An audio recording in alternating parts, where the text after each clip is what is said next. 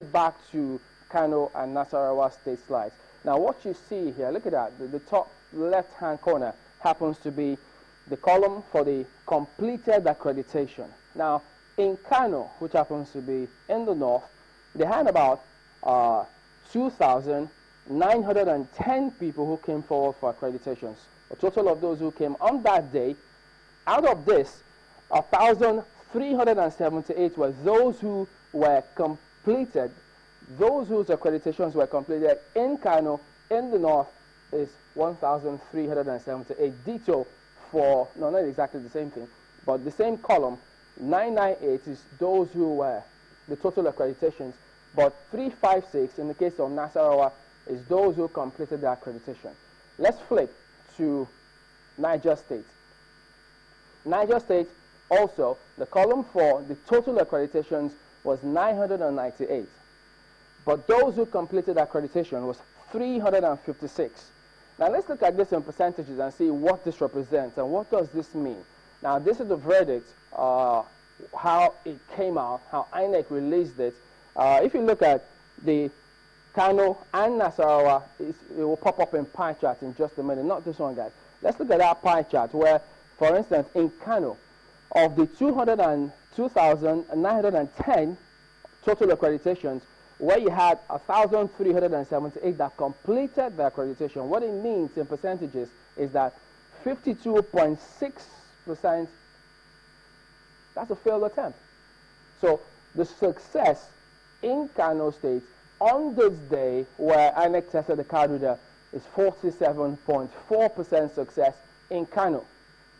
Flip to Nasarawa, and then you'll also get to see the representation in Nasarawa. In Nasarawa, remember, there were 998 who came forward, 356 completed the accreditations, and so the percentage here is that, look at what's in red, 64.3% didn't make it. That's the failure rate of that card reader test in Nasarawa State.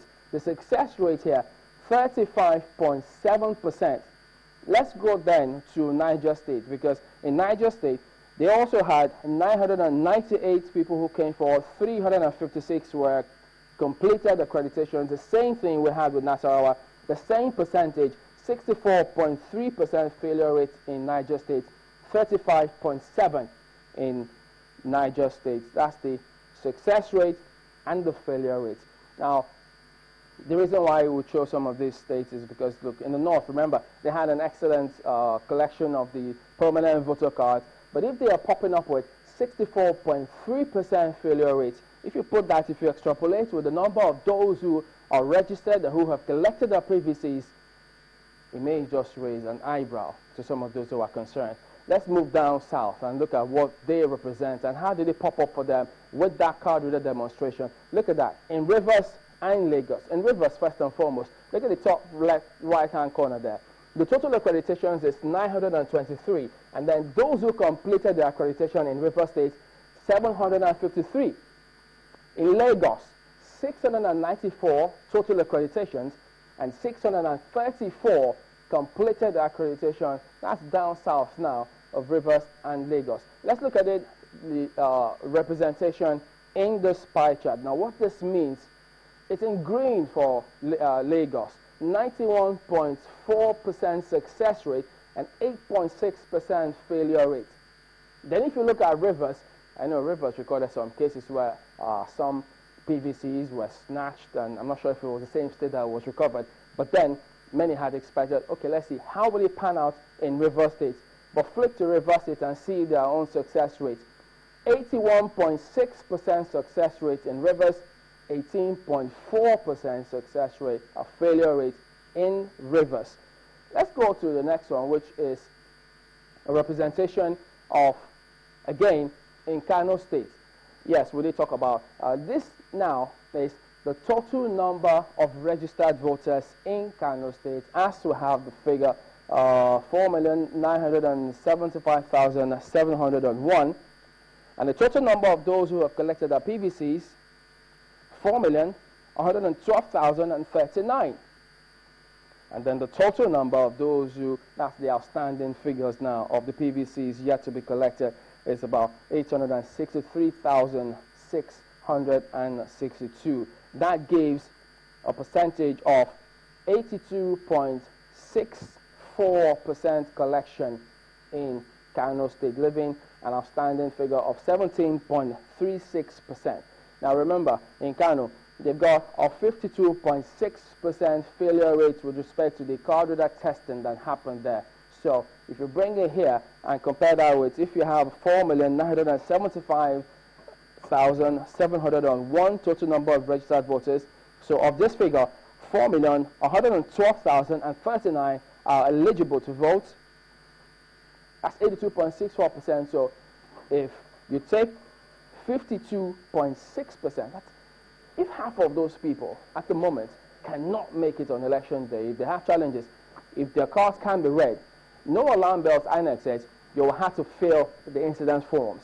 So if half of those people are going to fill the incident forms, will it affect timing? Will it change anything? Will it slow down the time? Will they gain time? All of those we will talk about in a moment as the program goes on. So that it happens to be some of those areas where it was tested, and that is the result that pops up now. Well, let's take you through more comments now from the Commission, speaking about the preparedness for these elections. Take a look. Given the challenges surrounding the 2015 elections, which have necessitated the shift from February 14th to March 28th, questions have been raised on whether elections will hold or not. Created polling units. In this town hall meeting, organized by Reinvent Media in collaboration with Channels Television, the Independent National Electoral Commission Chairman, Professor Atahiru Jega, insists that the Commission is ready and measures such as card readers have been put in place to ensure credible elections. We used the opportunity of the extension to do further public demonstration of the card reader. We've done quality assurance tests, and we've also done field tests, which satisfied us that the card reader will operate very well. I believe that we are adequately prepared to deliver free, fair, credible, and peaceful elections. Assuring the residents that the card reader remains the best option, the INEC boss also speaks on the issue of cloning.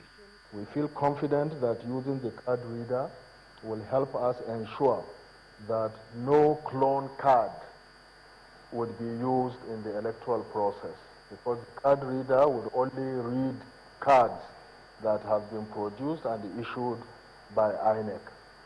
Questions were raised from the audience and the social media platform on security, bribery, and the PVCs. We feel satisfied that all security agencies have been working together, coordinating their activities so that there will be adequate security provisioning for the conduct of the elections.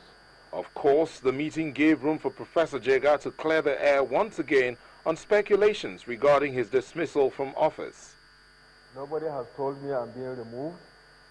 I'm not under any pressure, and I believe that it will be a disservice to this country at this point in time for me to say I'm resigning when I have absolutely no reasons why I should resign. So everybody in INEC is focused on delivering the best elections that we can for this country. It's less than 2 weeks to the general elections, and INEC says it's ready.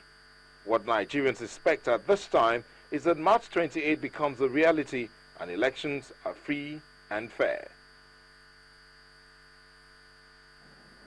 Well, that's the latest commentary coming from the chairman of INEC about preparations for these elections. Well, Mr. Akion Shutogun has since joined us. He is the coordinator, presidential strategy team. Gentlemen, thank you for coming on this evening.